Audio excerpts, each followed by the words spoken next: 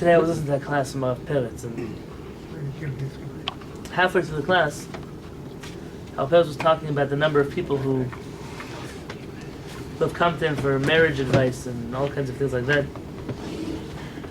People who really are not kind to their wives, and being nice. And he asked each one of them which hechshers they don't eat. Every one of those guys had a list of kosher symbols he won't eat. And the president said, "This is the problem. It's not even your fault. You're accountable for the things that you do wrong.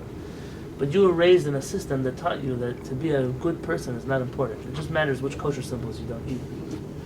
He said, it says in the Gemara that the puaniut, the tragedies that come to the world because people do not treat their wives properly. This is written in the Gemara. Because a woman's tears are common. And so long as men continue to make those tears common, puanut, tragedy comes to the world. Disaster comes to the world. I'm not telling you here, no, don't think I fought with my wife, now there's going to be a hurricane. Relax, that's not what I'm saying. Rather, when people say, you read, a person's having problems in their life, they're having this, go to the grave of this rabbi and donate 36 times chai over there and pour olive oil on your head and walk backwards and then come back and all your problems will be healed. And I don't really care. People want to pour olive oil on their head. They want to walk around graves. We've had pagans in our whole history. The important thing here is, why do you run away from what's the truth? Hashem tells you what the truth is. Hashem says the reason why the Beit Mikdash is destroyed is because we can't treat each other properly. The reason why tragedy comes to the world is because we hurt our wives. The reason why, and so on and so forth. So when we see a problem, instead of checking your mezuzot, check yourself. It doesn't say anywhere, listen to me carefully, it doesn't say anywhere that a mezuzah in your house is going to cause problems in your home. It doesn't exist. I found out a mezuzah and the letter Shin was missing, and Shin is the name of my grandmother who passed away. Your grandmother was 115 years old. The reason she passed away was because she's 115 years old. Not because the first letter of her name was missing in the mezuzah. Go figure out the things that we're actually doing wrong. Our midot, myself included, the things that we are not doing correct. We've created this religion, we don't want to deal with our real problems. But what I realized from our parents is that in the years that I was there, I don't remember everything I learned from a book with him. I'll tell you the truth. He read us many pages of Shulchan Aruch and many chapters of the Gemara and many Rashis and Ibn Ezra's and Sfornos. I don't remember all of them. But I remember these Yisodot, the foundations of humanity that we were taught. You can't leave this yeshiva and, what today's class was? How could it be that somebody could call his spouse a name? Or she could call her husband a name? How could it be? How could it be you're Jewish and you can still curse at your spouse? You don't think? Someone calls his wife stupid. You don't think it's possible someone says such a thing? How? Yeah. But he keeps an extra level of kashrut. Understand?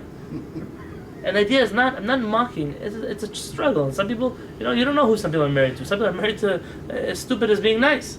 I think some of this comes because a lot of people view God as an abstraction. It's like a concept of what you're aiming for, but trying to cleave to that doesn't affect your overall behavior with real time, real people, Very real good. life. Not just God, I mean everything abstract. It's like God, but what is this God if you can do this? It's like almost like a split, a conceptual split. So think about this. When we study on Shabbat, that the person who does X is Kehillat Hashem, is desecrated Hashem's name. What does it mean, desecration of Hashem's name? It means that I'm a human.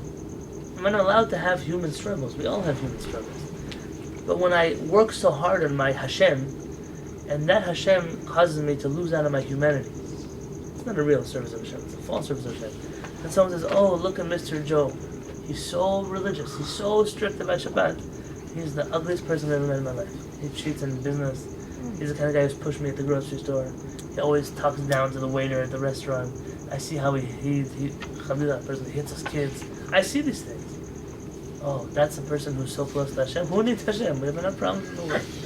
That is the definition of a Chilul Hashem. I had a person today in my house. I said, no, when are you going to start wearing your kippah? When? And he tells me, I'm not ready to wear a kippah yet. I said, why? You keep Shabbat, you keep kosher. Well, what's with the kippah? It's always something very powerful. I didn't tell him he's wrong. He still does things that he's not proud about. And so long as he doesn't feel comfortable being an ambassador to the Jewish people and standing on a street corner and doing those things.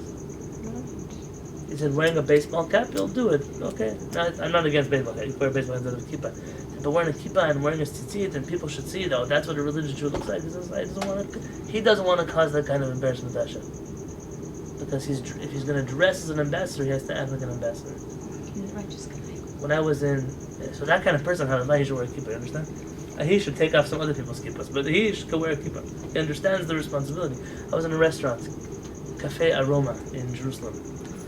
And, we're sitting there, like round tables, and I'm sitting along with my mother and my wife, I think she was there, and my father. And then behind me, actually behind my mother's chair was another table of a family. I don't want to say where they were visiting from, they were not Israeli. And the guy, every time he would get up, he would like stand up and smack his chair against my mother's back. Like wooden chairs. It hurts. So okay, please be careful. And the 10th time that he did it, it already seemed like it was something almost malicious. So she turned and said, what is wrong with you? Can't you be careful? There's people sitting behind you. And he turned around with a big kippah, don't think. Started cursing at her, profanities you've never heard. And she says, what did I do wrong that you're talking to me like this? And that's what he says. Because you're wearing a wig. And don't you know that Rabbi Yosef said that you can't wear wigs? Oh, God. In front, it's not everyone. Not everyone in this restaurant are Jewish or even religious. And they heard what was happening here. That's crazy. So I said, and his whole family was there, and his wife, and his children, and his mother. And I told him, I said, people like you would do the Jewish people a service if you took a kippah and threw it in the garbage. Such people, who needs you in the Am Yisrael? Who needs you? Says Ben Avam, if your religiosity is real, how on earth can you use it to be arrogant towards somebody else? It doesn't make sense. Because either you're not religious enough, and therefore why are you arrogant about somebody else? Or you are religious enough, and you realize that there's no such thing as religious enough, and therefore why would you be arrogant over somebody else? It has to be one of two situations. So Allah will continue this next week.